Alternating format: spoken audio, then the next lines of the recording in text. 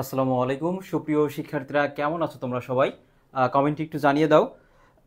আজকে আমাদের Bangla marathon class অনুষ্ঠিত হতে যাচ্ছে। আজকের ক্লাসটি কাদের জন্য প্রযোজ্য? জাতীয় বিশ্ববিদ্যালয়ে ভর্তি পরীক্ষা আগামীকাল অনুষ্ঠিত হতে যাচ্ছে। এরপর হচ্ছে ঢাকা সেন্ট্রাল ইউনিভার্সিটিও আছে, অর্থাৎ এবং এইচএসসি 25-26 যারা আছো সমানভাবে কিন্তু আজকের ক্লাসটি প্রযোজ্য, স্পেশালি জাতীয় বিশ্ববিদ্যালয় ভর্তিচ্ছু শিক্ষার্থীদের জন্য। শুরুতে আমি জানতে চাইবো আমার ভয়েস ক্লিয়ার আছে কিনা এবং কে কোন জেলা থেকে আমাদের এই ক্লাসটিতে যুক্ত হয়েছো কমেন্টে একটু জানিয়ে দাও। এবং প্রত্যেকেই নিজেদের টাইম লাইনে শেয়ার করো এবং 5 জন বন্ধুকে মেনশন করে জানিয়ে দাও যদি আজকের ক্লাসের পিডিএফ পেতে চাও। আমি আমার জায়গা থেকে ক্লাসটি শেয়ার করে দিচ্ছি। প্রত্যেকেই শেয়ার করো এবং 5 জন করে বন্ধুকে মেনশন করে জানাও যদি আজকের ক্লাসের যে ব্যাখ্যা সহ যে পিডিএফ আছে সেটা যদি পেতে চাও।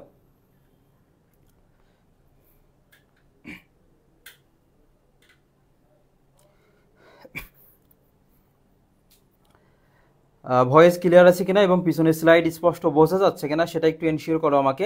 আমি 30 সেকেন্ডের মধ্যে মূল ক্লাসটি শুরু করব।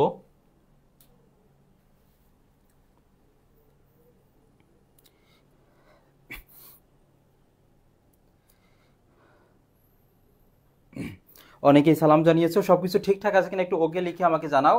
আমি আমাদের সাথে 22 জন যুক্ত হয়েছে। প্রত্যেকেই আমরা 500+ একসঙ্গে ক্লাস করব আজকে, এবং আজকের ক্লাসটি থেকে আমি এতটুকু তোমাদেরকে নিশ্চয়তা দিচ্ছি যে হুবহু কমন পাবে, একাধিক প্রশ্ন হুবহু কমন পাবে। আমরা 40 জন যুক্ত হয়েছি। প্রত্যেকেই নিজেদের টাইম লাইনে শেয়ার করে রাখি এবং 5 জন করে বন্ধুকে মেনশন করে জানিয়ে দিই। ঠিক আছে।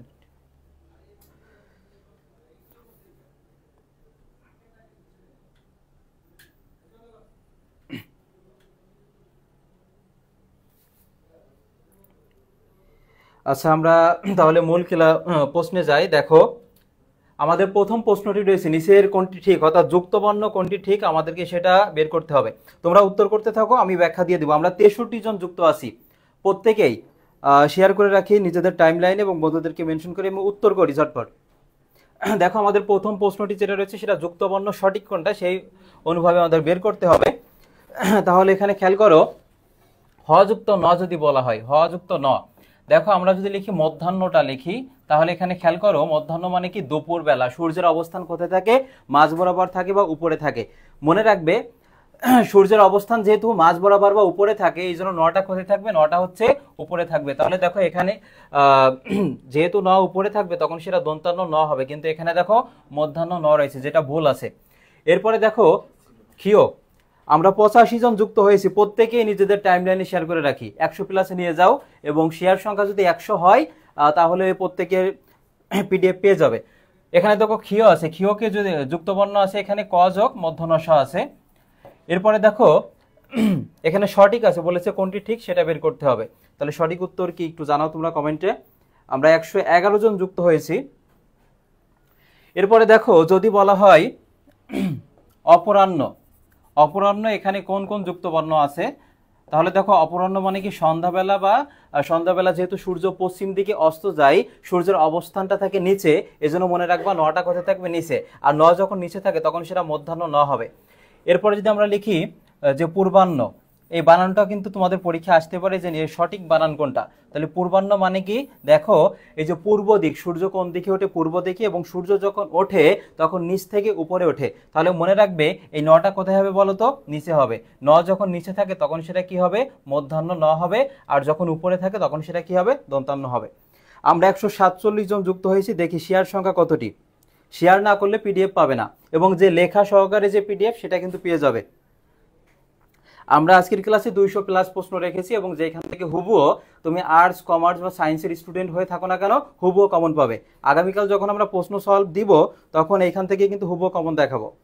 যারা পরে যুক্ত হয়েছে একটা করে রিয়াক্ট দাও এবং নিজেদের টাইমলাইনে শেয়ার করে রাখো। পরের প্রশ্নটি দেখো, বলেছে অন্তরে যাদের এত গোলামির ভাব তারা বাইরের গোলামি থেকে রেহাই পাবে কি করে? কার উক্তি? দেখো এমন একটা উক্তি উঠিয়ে দিয়ে তোমার কাছে বলবে এটা কার উক্তি বা কোন গল্প থেকে চয়ন করা হয়েছে। আমরা 164 জন যুক্ত হয়েছে, অসংখ্য ধন্যবাদ। নিজেদের টাইমলাইনে শেয়ার করলে আমি তোমাদের এমন কিছু পড়াবো, এমন কিছু ব্যাখ্যা দিব যেখান থেকে অন্যদের থেকে, দেখো 5,60,000 পরীক্ষার্থী, তার মধ্যে তোমরা যারা ক্লাসে যুক্ত আছো তোমরা বাংলায় সর্বোচ্চ মার্ক তোমরা পাবে, আমি মানে চ্যালেঞ্জ সহকারে বলছি তোমাদেরকে। বলেছে অন্তরে যাদের এত গোলামির ভাব তারা বাইরের গোলামি থেকে রেহাই পাবে কি করে, কার উক্তি একটু ঝটপট জানাও। আমার পথ দেখাবে আমার সত্য। কাজী নজরুল ইসলাম সবসময় কি করেছে, সাম্যবাদী। তিনি বলেছেন সমাজে যে প্রচলিত নিয়মকানুন আছে সেগুলো যদি তুমি পরিবর্তন করতে চাও তাহলে সমাজ রক্ষকদের তুমি বাধার সম্মুখীন হবে, তবুও থেমে থাকা যাবে না, তোমাকে লড়াই চালিয়ে যেতে হবে। এবং এইখান থেকে আরো যে প্রশ্নগুলো আসার সমূহ সম্ভাবনা রয়েছে যে কাজী নজরুল ইসলামের উপন্যাস কোনগুলো। কাজী নজরুল ইসলামের উপন্যাস কিভাবে মনে রাখবা, দেখো শর্টকাট বাকুম দিয়ে।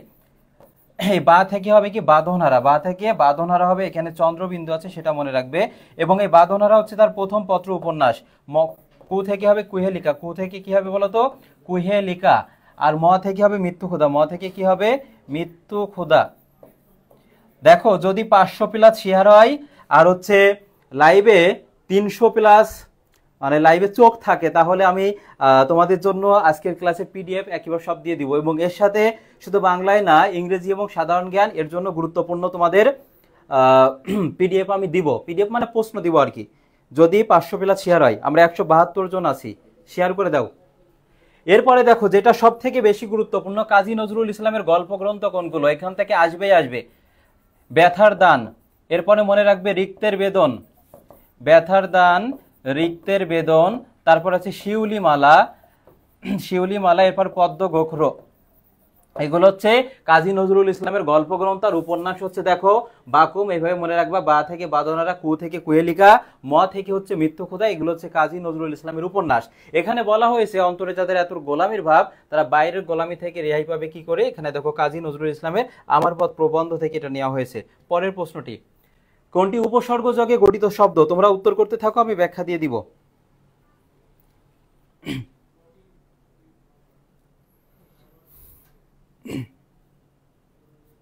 কি হবে বলো?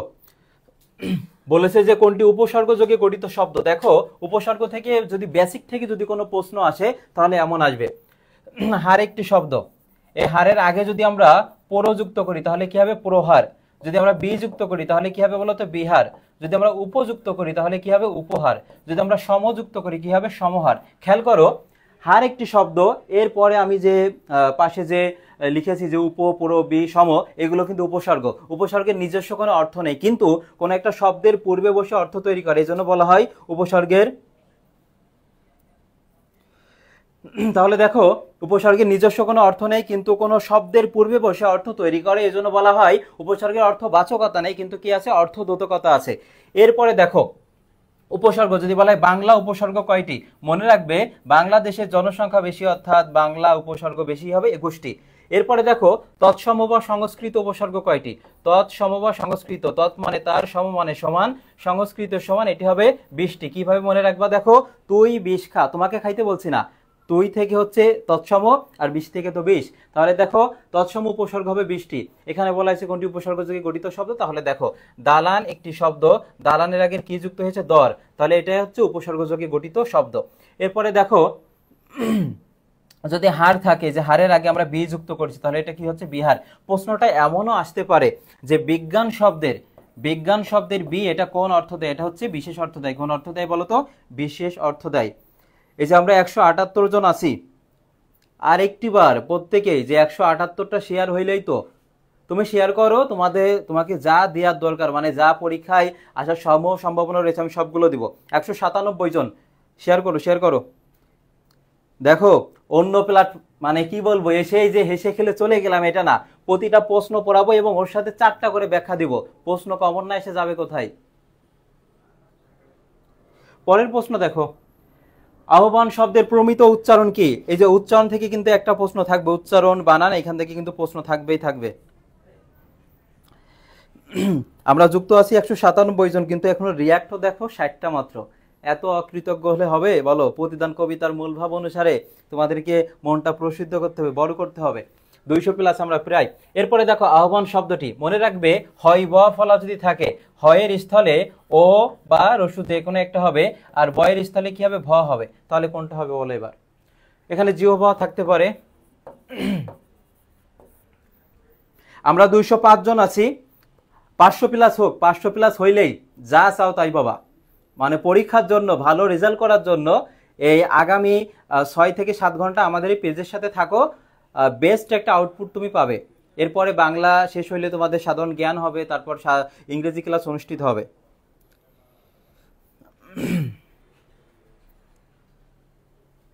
দেখো এখানে রয়েছে, তাহলে এই যে হয়ের স্থলে আমরা কি ব্যবহার করবো বলো তো? ও ব্যবহার করবে, জিও ভা হবে, আর রস্যু এখানে হতে পারে, আর এখানে হবে কি যে আহ্বান হবে। সঠিক উত্তর হবে সি। এই যে হয়ের স্থলে কি হবে? ও বা রস্যু, আর বয়ের স্থলে হবে ভ। তাহলে এখানে সি হবে। পরের প্রশ্ন, একটি সার্থক বাক্যের কয়টি গুণ থাকে? এই প্রশ্নটা কেন জানি মনে হচ্ছে আসতে পারে। 100% দিচ্ছি না, প্রশ্ন দিয়া দেন। না না, এইগুলো ভাইয়া আপনি অনেক সুন্দর করে পড়ান, ধন্যবাদ। এমনি রিপন মিয়া, দেখো একটা সার্থক বাক্যের এক বা একাধিক শব্দ পাশাপাশি বসে যখন বক্তার মনোভাব সম্পূর্ণরূপে প্রকাশ করে তখন তাকে বাক্য বলে। এখান থেকে যদি বেসিক থেকে প্রশ্ন আসে তাহলে দেখো, যদি বলা হয় ভাষার মূল উপাদান কি, মনে রাখবে মূল উপাদান যখন বলবে তখন সেটা কি হবে? ধ্বনি হবে। মূল উপাদান কি হবে বলো তো? ধ্বনি। আর যদি বলা হয় মূল উপকরণ কি, উপকরণ যখন আমরা লিখি দেখো এখানে কি আছে? ক আছে। আর আমরা যখন বাক্য লিখি, বাক্য দেখো কি আছে? ক আছে। তাহলে মনে রাখবে ভাষার মূল উপাদান হবে ধ্বনি। যখন উপাদান আমরা লিখি দেখো এখানে কি আছে? দন্তান্ন ন আছে, আর ধ্বনি বানানো কি? দন্তান্ন ন আছে। তাহলে উপাদান হবে ধ্বনি, আর বাক্য উপকরণ কি হবে বলো তো? বাক্য। এখন এখানে বলা হয়েছে একটি সার্থক বাক্যের কয়টি গুণ থাকে? একটা সার্থক বাক্যের 3টা গুণ থাকে। একটা হচ্ছে আকাঙ্ক্ষা। আকাঙ্ক্ষা বানানটাও কিন্তু গুরুত্বপূর্ণ, কমেন্টে লেখো। দেখো একটা পদ শোনার পর অন্য পদ শোনার যে ইচ্ছা জাগ্রত হয় সেটা হচ্ছে আকাঙ্ক্ষা। যেমন আমি আগামীকাল, এরপর আর কিছু বললাম না, বা আমি বাড়িতে গিয়ে, এরপর আর কিছু বললাম না। দেখো শোনার একটা ইচ্ছা জাগ্রত হচ্ছে, তাহলে এটা হচ্ছে আকাঙ্ক্ষা। এরপরে দেখো আরেকটি গুণ আছে আসক্তি। আসক্তিটা কি? দেখো সুবিন্যস্ত থাকবে, কি হবে? পদগুলো সুবিন্যস্ত থাকবে। যেমন 1971 সালে বাংলাদেশ স্বাধীনতা অর্জন করে, এটা যদি আমরা না বলে এমন ভাবে বলি যে 1971 বাংলাদেশ স্বাধীনতা অর্জন সালে, এলোমেলো ভাবে যদি বলি, তাহলে এখানে কোন গুণের অভাব রয়েছে বলতো? আসক্তির অভাব রয়েছে। আরেকটি রয়েছে যোগ্যতা। বাক্যের অন্তর্গত যে পদগুলো রয়েছে তার মধ্যে যে মিলবন্ধন, এই মিলবন্ধন যদি না থাকে তখন সেটা যোগ্যতার অভাব হবে। যেমন পাখিরা দল বেঁধে ঘাস খায়, সম্ভব না এটা। তবে হাতি আকাশে ওড়ে, সম্ভব না। বড়শি দিয়ে নারকেল পারো, সম্ভব না। গত বছর অপশনে এমন ছিল চাঁদে বসে মা শিশুকে ছাদ দেখাচ্ছেন, এটাও সম্ভব না। আরেকটি দেখো পৃথিবী সূর্যের চারিদিকে নাচে, এটাও দেখো যোগ্যতার অভাব। তাহলে আমরা 228 জন আছি, ধন্যবাদ তোমাদেরকে। আরো শেয়ার করে দাও, আরো বেশি শেয়ার করে দাও। তাহলে দেখো এখানে সার্থক বাক্যের গুণ 3টা, তারপরে তো ব্যাখ্যা আমি দিয়েছি। এরপরে যদি বলা হয় সাধু ও চলিতের যে মিশ্রণ, সাধু ও চলিতের যে মিশ্রণ সেটাকে কি বলা হয় এটা জানাও। আরেকটি আছে বাহুল্য দোষ। এই বাহুল্য দোষটা আসতে পারে, কারণ এটা তোমাদের ইন্টারভিউ ছিল। দেখো প্রয়োজনের অতিরিক্ত যখন আমরা যখন প্রয়োজনের অতিরিক্ত কোনো কিছু শব্দ ব্যবহার করব তখন সেটা বাহুল্য দোষ হবে। আমি যদি বলি সকল ছাত্রছাত্রীগণ আজ ক্লাসে উপস্থিত আছে, তাহলে সকলও বলছি আবার ছাত্রছাত্রীগণও বলছি, একই বাক্যে দুইটা বহুবচনবোধক শব্দ ব্যবহার করা যাবে না। যদি আমরা করি তখন সেটা কি হবে? বাহুল্য দোষ হবে। আর গুরুচণ্ডালী কি হচ্ছে? যে সাধু ও চরিতের মিশ্রণ যেটা, সেটা হচ্ছে গুরুচণ্ডালী হবে। হ্যাঁ, আজকের ক্লাসের পিডিএফ পেতে চাইলে ক্লাসটি শেয়ার করো জিলান স্যার, অথবা আইডিতে ইনবক্স করো। ইউনিভার্স, আচ্ছা আচ্ছা, হ্যাঁ আমার আইডি জিলানি হাসান জয়, নক করে পেয়ে যাবে। পরের প্রশ্ন, সালামের হাত থেকে অবিনাশী বর্ণমালা ঝরে, দেখো কিসের মতো?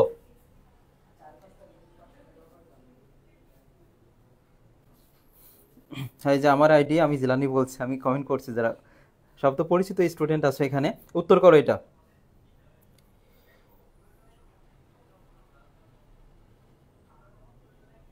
দেখো এখানে বলা হয়েছে সালামের হাত থেকে কিসের মতো অবিনাশী বর্ণমালা ঝরে। এই লাইনটি নেওয়া হয়েছে ফেব্রুয়ারি 1969 কবিতা, ফেব্রুয়ারি 1969 কবিতা থেকে নেওয়া হয়েছে। এবং এখান থেকে কেমন প্রশ্ন আসতে পারে সেটা একটু লক্ষ্য করো। যদি বলা হয় এই কবিতায় ভাষা শহীদ আছে কতজন? ভাষা শহীদ, তাহলে মনে রাখবে ভাষা শহীদ হচ্ছে 2 জন আছে। কয়জন বলো তো? 2 জন। আর ভাষা শহীদ যদি না বলে সেক্ষেত্রে 3 জন আছে। কে কে? আসাদুজ্জামান আছে, মতিউর আছে, আর শামসুজ্জোহা আছে। রাজশাহী বিশ্ববিদ্যালয়ের সামনে দেখবা জোহা চত্বর আছে। এরপরে এখান থেকে আর কেমন প্রশ্ন আসতে পারে দেখো, যদি বলা হয় হৃদয়ের হরিত উপত্যকা বলতে কি বুঝিয়েছে? হরিত উপত্যকা দ্বারা কি বুঝিয়েছে? তাহলে দেখো এই হরিত উপত্যকা দ্বারা বুঝিয়েছে পূর্ব বাংলাকে। কি বোঝানো হয়েছে এটা কিন্তু পরীক্ষায় আসবে। পূর্ব বাংলা, সুজলা সুফলা শস্য শ্যামলা আমাদের এই বাংলা, এই পূর্ব বাংলাকে বোঝানো হয়েছে। এরপরে দেখো বলা হয়েছে সেই ফুল আমাদের প্রাণ, যদি এটা আসে সেই ফুল দ্বারা সাধারণত কৃষ্ণচূড়া হবে, কিন্তু এখানে বলা হয়েছে সেই ফুল আমাদের প্রাণে, সেই ফুল হবে, বুঝিয়েছে বাংলা ভাষাকে। কাকে বলতো? বাংলা ভাষাকে বোঝানো হয়েছে। পরের প্রশ্নটি দেখো এখানে ছিল সালামের হাত থেকে কিসের মতো, এটা হবে নক্ষত্রের মতো। কিসের মতো? নক্ষত্র। এই প্রশ্নটা আরো বেশি গুরুত্বপূর্ণ, যদি বলা হয় নক্ষত্র এর উচ্চারণটা কি, তাহলে কি হবে দেখো নখ, যেখানে থামে এবং কোনো কার থাকে না সেখানে হর্ষচিহ্ন, বাকি হবে কি নক্ষত, তারপর হবে ত্র, এটি হবে তোমার উচ্চারণ। প্রশ্নটা এমনও আসতে পারে যে ঘাতকের থাবার সম্মুখে বুক পাতে কে, তাহলে দেখো আমরা যখন বুক লিখি, বুকে দেখো এখানে কি আছে? ক আছে। আর বরকত যখন আমরা লিখবো, বরকতও দেখো কি আছে? ক। তাহলে ঘাতকের থাবার সম্মুখে বুক পাতে হচ্ছে বরকত। আরেকটা প্রশ্ন আসতে পারে যে শূন্যে তুলে ফিলাক কে, ফিলাক কে তোলে, তাহলে দেখো ফিলাক, আমরা যখন ফিলাক দেখি, তখন সেটা কি হয় বলতো? আমরা সালাম দিই, এবং তাহলে শূন্য তুলে ফিলাক কে বলতো? সালাম। আর ঘাতকের থাবার সম্মুখে বুক পাতে কে? বরকত। 242 জন, এই যে অবাইদুল্লাহ, ব্যান খাবা কিন্তু তুমি, ক্লাস কর। এরপরে দেখো কাজী নজরুল ইসলামের মতে কিসের মধ্য দিয়ে সত্যকে পাওয়া যায় বলো? দেখি কি আগে উত্তর করতে পারে। পিডিএফ কই পাবো? পিডিএফ দেওয়া হবে না, ক্লাস করতে হবে। এবং যে ব্যাখ্যাগুলো দিচ্ছে এগুলো তার পিডিএফ এ থাকবে না, তাই না? এখান থেকে কমন পাবে অনেক প্রশ্ন। শেষ পর্যন্ত ক্লাস করতে হবে, কোনো পিডিএফ দেওয়া হবে না।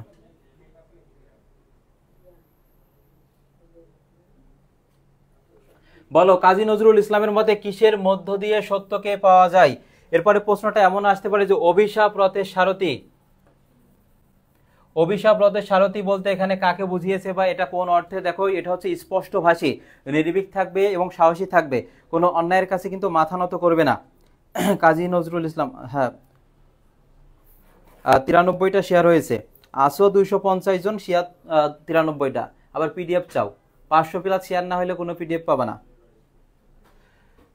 তাহলে এখানে কি হবে দেখো, বলেছে কিসের মধ্য দিয়ে সত্যকে পাওয়া যায়? ভুলের মধ্য দিয়ে। তুমি উত্তর করছো না যে আমার ভুল হবে, এই যে ভুল করে করে কিন্তু ভুলের পরিমাণ একসময় হ্রাস পাবে এবং তুমি সত্যকে খুঁজে পাবে। পরের প্রশ্নটি, কোনটি পর্তুগিজ শব্দ নয়? দেখো পরীক্ষার হলে এই যে নয় না দেখে কিন্তু উত্তর করে আসবা। নয় কিন্তু পরীক্ষার হলে থাকবে, কেন? এক্সামিনার চাই তুমি হচ্ছে পরীক্ষা থেকে মানে আউট হও, তুমি চান্স যাতে না পাও। হাজার হাজার লাখ লাখ শিক্ষার্থী পরীক্ষা দিচ্ছে, সেখান থেকে অনেকে পর্তুগিজ শব্দ এইটা দেখে আলপিন দাগিয়ে আসবে, কিন্তু এখানে বলেছে নয়। তাহলে পর্তুগিজ শব্দ কোনগুলো বেশি গুরুত্বপূর্ণ? দেখো আতা, আনারস, পেয়ারা, পেঁপে। একটা ছন্দ আছে, আতা, তারপরে দেখো আনারস, এরপর হতে পারে পেয়ারা,